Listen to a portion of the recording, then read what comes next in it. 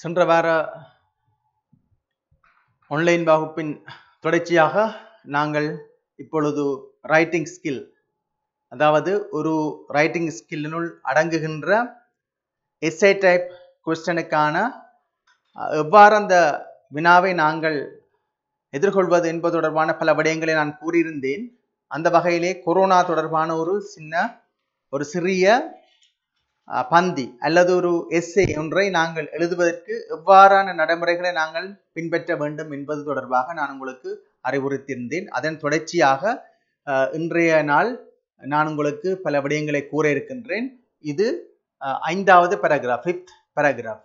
அப்போ 5th paragraph என்று நாங்கள் கூறும்போது நாங்கள் எப்படி இந்த விடயங்களை ஒழுங்குபடுத்துவது, எவ்வாறான விடயங்களை நாங்கள் இந்த பேராகிராஃப் ஒன்று உள்ளடக்குவது என்பது தொடர்பாக நாங்கள் ஒரு டிராஃப்ட் ஒன்று, அதாவது ரஃப் ஒன்று செய்து வைக்க வேண்டும்.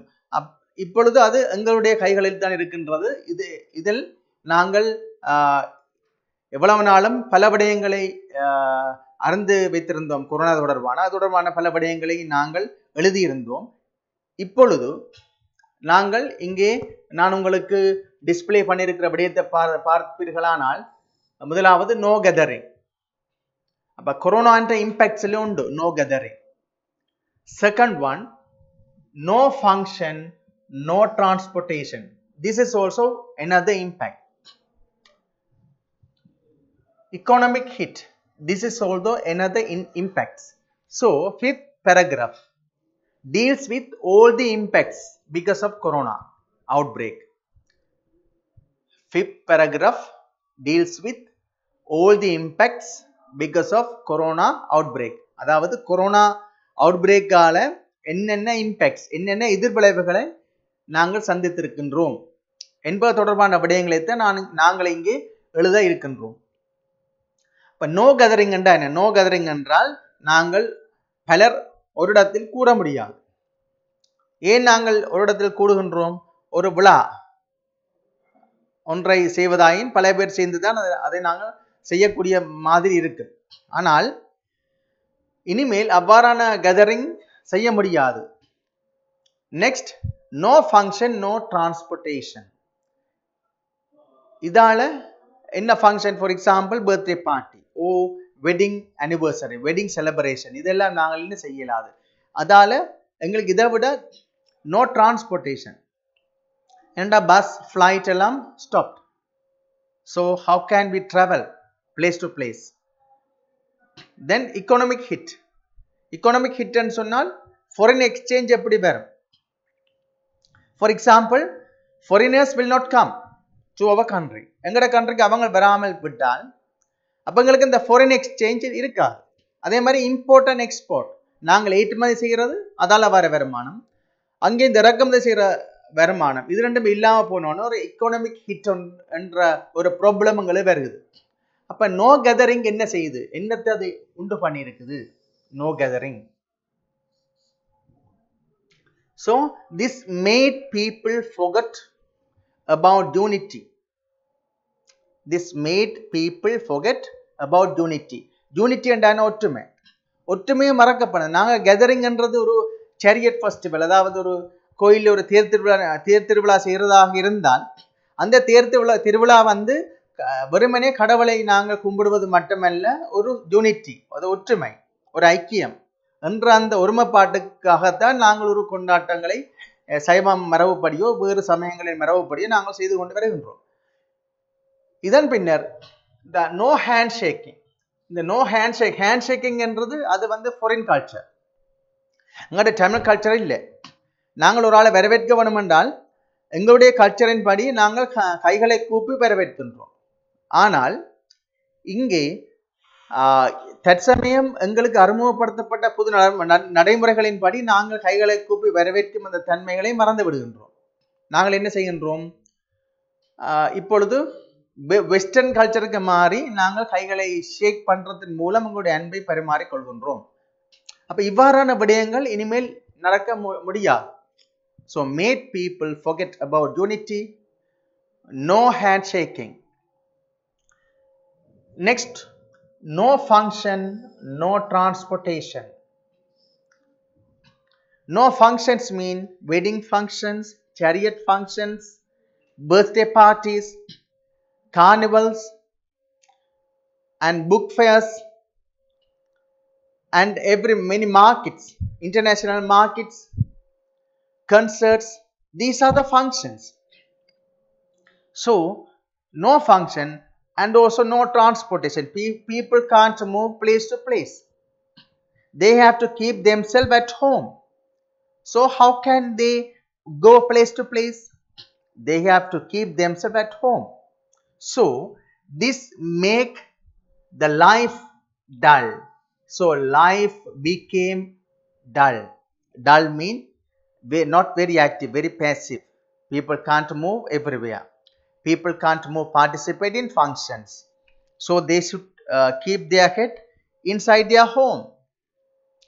The head means the activity. They do a lot of activity only inside home.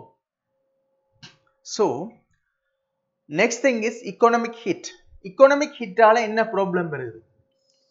அதாவது economic hitன்றது பொருளாதார வீழ்ச்சி. Foreign exchange has been reduced. Foreign exchange has been reduced. This hit the economical growth. பொருளாதார வளர்ச்சியை இது பாதிக்குது. So compiling these three ideas, we can make those three ideas into one paragraph. So in name of scaffolding, I mean the supporting you, I provide you small paragraph with small gaps. So now you have to find out answers for the gaps. I give you 1 second to find out the answers for the question, for the gaps.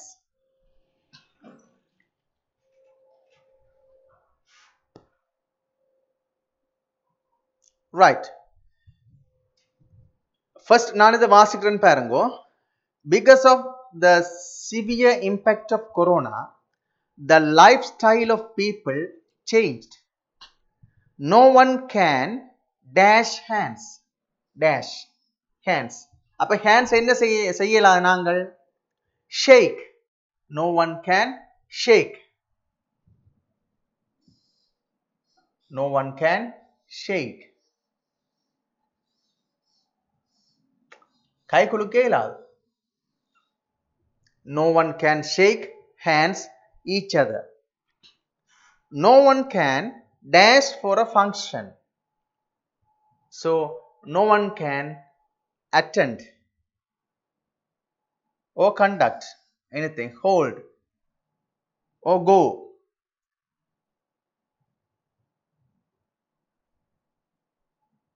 or gather.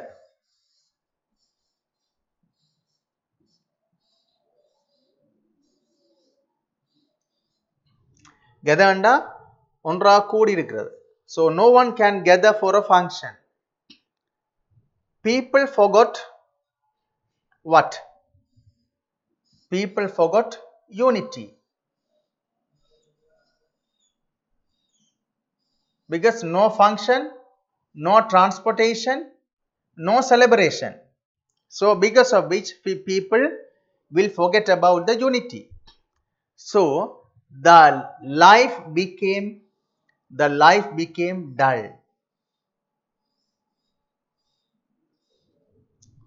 Without transportation, many countries lost the economic growth.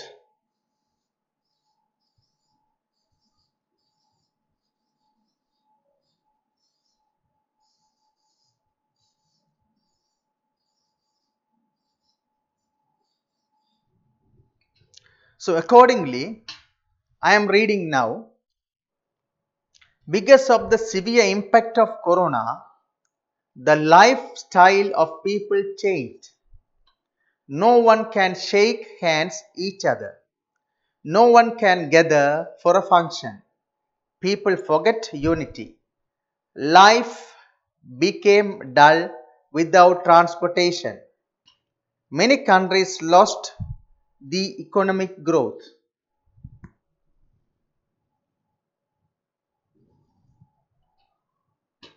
So this is the final part. நாங்கள் S A எழுதியக்குள்ள final paragraph வந்து discussion and conclusion. அப்போ நாங்கள் sofa எங்களுக்கு இயன்ற அளவுக்கு இன்ஃபர்மேஷனை கொடுத்தாச்சு. So last paragraph should be discussion and conclusion. இப்போ நாங்கள் இங்கே வந்து என்னென்ன விஷயங்களை ஓவரால் சொன்னாங்க, இதால் ஒரு ஒரு public, one of the public, ஒரு பொது மனிதனாக நான் என்னத்தை சொல்லலாம் என்ற விடயம் இங்கு எதிர்பார்க்கப்படுகிறது. நாங்கள் அவ்வாறு இந்த டிஸ்கஷன் அண்ட் கன்க்ளூஷன் என்ற ஹெடிங்கு கீழ் எழுத வேண்டும். இதற்கான ஒரு சாம்பிள் பேராகிராஃப் ஒன்று நான் இங்கே டிஸ்பிளே பண்ணுகின்றேன். இந்த சாம்பிள் பேராகிராஃபுக்கு கீழே ஆன்சர்ஸ் இருக்கின்றது. அந்த ஆன்சர்ஸ் ஏதாவது ஒரு ஆன்சர்ஸை நீங்கள் செலக்ட் பண்ணி இந்த கேப்ஸ் தர இடைவெளிக்குள் நீங்கள் எழுத வேண்டும். ஸோ இங்க வந்து பாருங்க, first join together. Join together என்றால் ஒன்றாக சேர்றது. அவர் ரெஸ்பான்சிபிலிட்டி, எங்களுடைய பொறுப்பு. அவர் ரெஸ்பான்சிபிலிட்டி மீன் எங்களுடைய பொறுப்பு. குட் ஹேபிட்ஸ், நல்ல பழக்கங்கள். Good habits. Given to one, ஒருவருக்கு கொடுக்கப்படுகிறது. கிவன் டு ஒன், ஒருவருக்கு கொடுக்கப்படுகிறது. ப்ரிவென்டிங், ப்ரிவென்டிங் மீன் ஒன்று வராமல் நாங்கள் தடுக்கிறது. ப்ரிவென்டிங். அப்ப ப்ரிவென்ஷன் ஆஃப் டெங்கு மெனர்ஸ் என்றால் டெங்கு மெனர்ஸ், டெங்கு காய்ச்சலை வராமல் தடுக்கிற ஆக்ஷன் தான் preventing. Prevention is better than cure என்ற ஒரு பழமொழியும் இருக்கிறது. Prevention is better than cure. நான் அதை எழுதுகின்றேன்.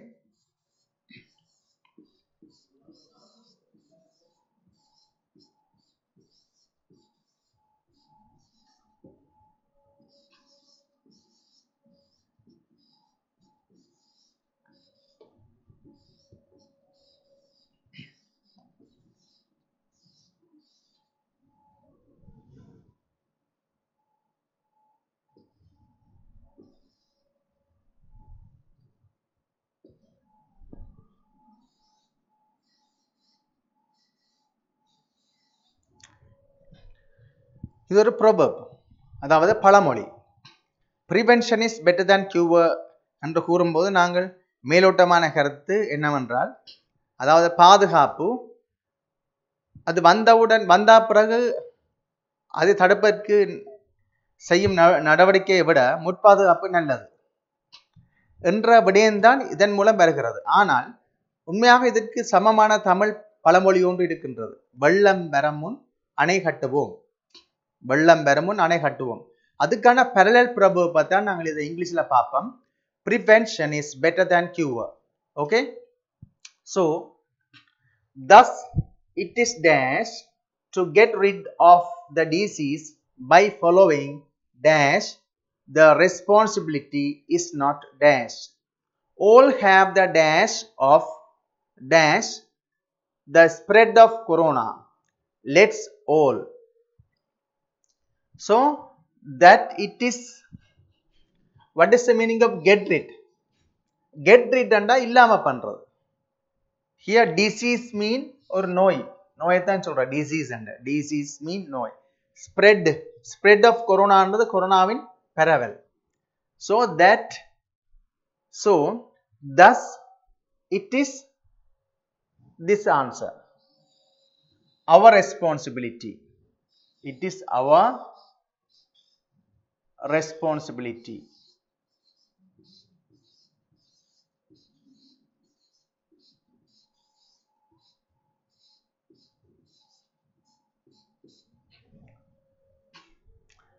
Thus it is our responsibility to get rid of the disease by following what?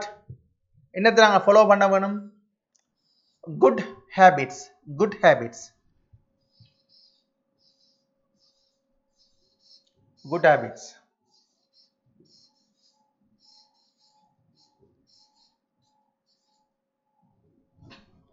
Good habits. Okay? the responsibility is not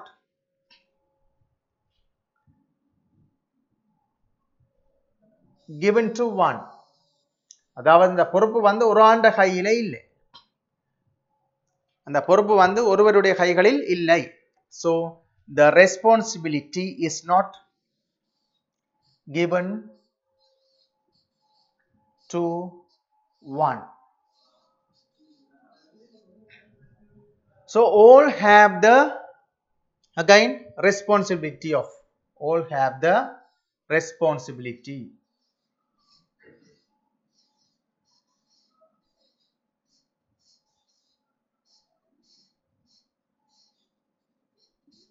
All have the responsibility of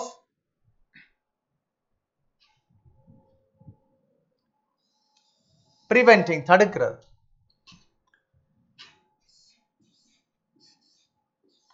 preventing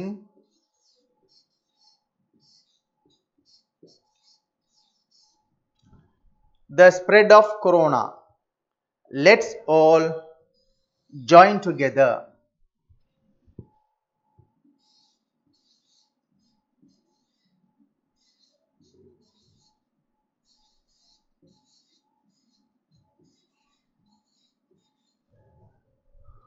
Let's all join together.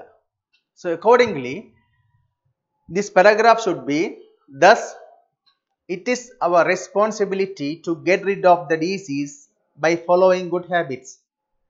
The responsibility is not given to one. All have the responsibility of preventing the spread of corona. Let's all join together. So this is the discussion and conclusion part where we have to include some information, just like நாங்கள் எப்படி எங்களோட responsibility என்ன, நாங்கள் என்ன செய்ய வேண்டும், இதுக்குள்ள எல்லாருமே ஜாயின் பண்ண வேணும் என்ற விஷயத்தை நாங்கள் எழுதி முடிப்பமாக இருந்தால் சரியான ஒரு எஸ்ஏயை நாங்கள் பெற்றுக்கொள்ள முடியும். ஆகவே நான் ஏற்கனவே கூறியது போன்று நீங்கள் எஸ்ஏ எழுதும் போது என்ன விடயங்களை நாங்கள் எழுத வேண்டும், எவ்வாறான மெயின் பாயிண்ட்ஸை நாங்கள் எடுத்துக்கொள்ள வேண்டும், அதற்கான ரஃப் எவ்வாறு செய்ய வேண்டும், அதுக்கான வழிகாட்டல்களை நான் உங்களுக்கு தந்திருக்கின்றேன். இந்த வழிகாட்டலை நீங்கள் பின்பற்றும் சந்தர்ப்பத்தில் நிச்சயமாக ஒரு சிறந்த எஸ்ஏ ரைட்டிங் ஒன்றை நீங்கள் செய்து கொள்ள முடியும். இப்போது இதனுடன் இவ்வளவு நேரம் நாங்கள் நிறைய விடயங்களை கதைத்திருந்தோம்.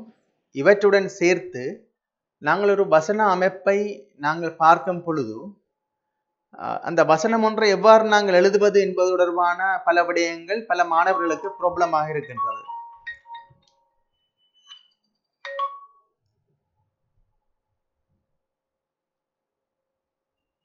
இப்பொழுது நாங்கள் இதற்கு முன் கதைத்த விடயங்களுடன் ஒரு வசனம் ஒன்றை எழுதும் நடைமுறை தொடர்பான பல விளக்கங்களை நாங்கள் வழங்கினால் சிறந்தது என்று நாங்கள் எண்ணுகின்றோம்.